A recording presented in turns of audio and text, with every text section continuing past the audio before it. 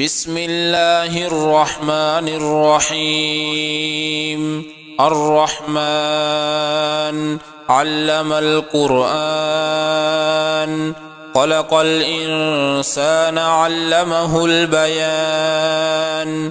الشمس والقمر بحسبان، والنجم والشجر يسجدان.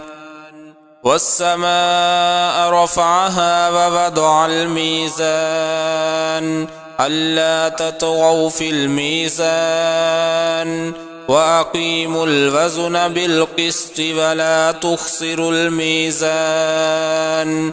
والأرض وضعها للأنام، فيها فاكهة والنخل ذات الأكمام، والحب ذو العصف والريحان.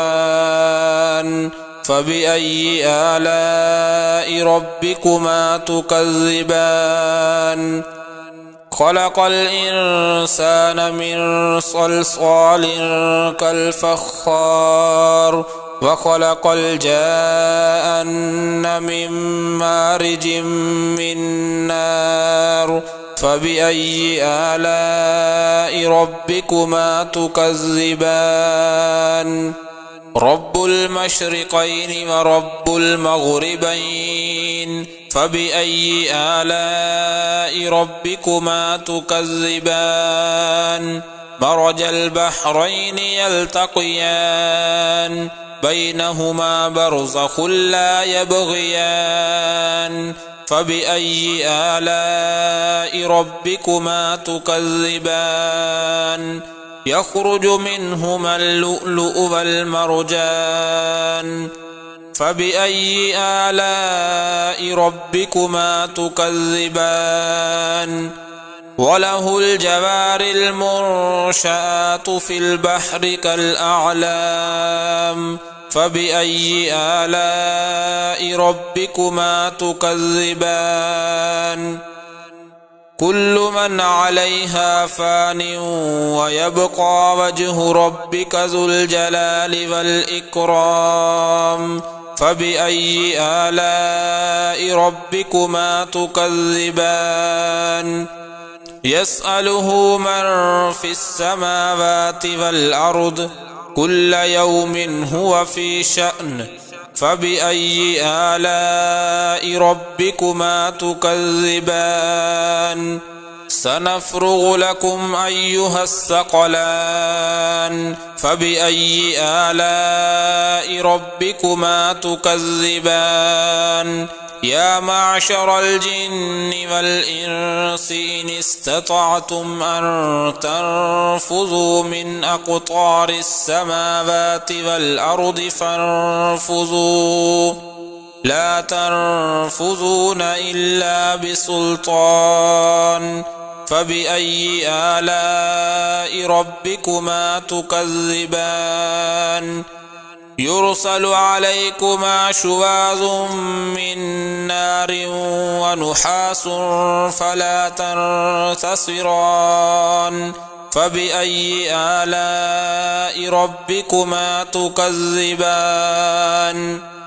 فإذا انشقت السماء فكانت وردة كالدهان.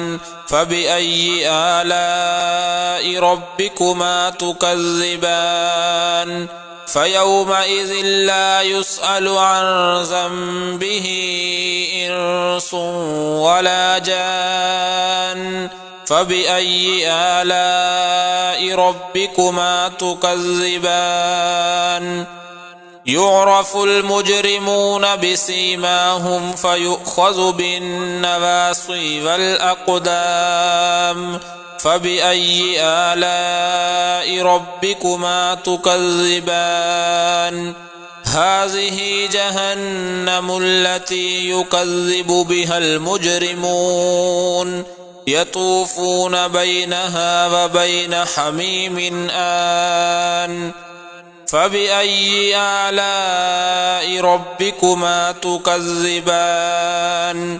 ولمن خاف مقام ربه جنتان، فبأي آلاء ربكما تكذبان ذواتا أفنان فبأي آلاء ربكما تكذبان فيهما عينان تجريان فبأي آلاء ربكما تكذبان فيهما من كل فاكهة زوجان فبأي آلاء ربكما تكذبان متكئين على فرش بطائنها من استبرق وجنى الجنتين دان فبأي آلاء ربكما تكذبان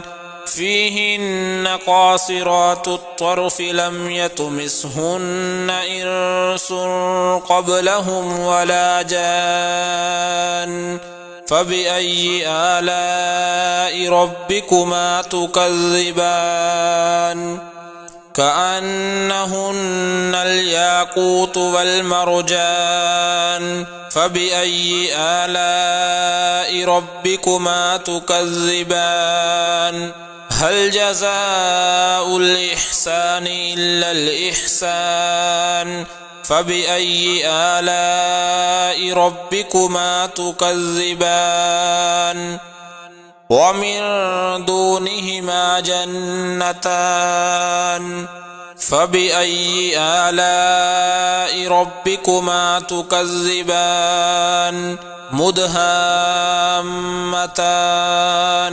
فبأي آلاء ربكما تكذبان فيهما عينان نضاختان فبأي آلاء ربكما تكذبان فيهما فاكهة ونخل ورمان فبأي آلاء ربكما تكذبان فيهن خيرات حسان فبأي آلاء ربكما تكذبان حور مقصورات في الخيام فبأي آلاء ربكما تكذبان لم يطمثهن إنس قبلهم ولا جان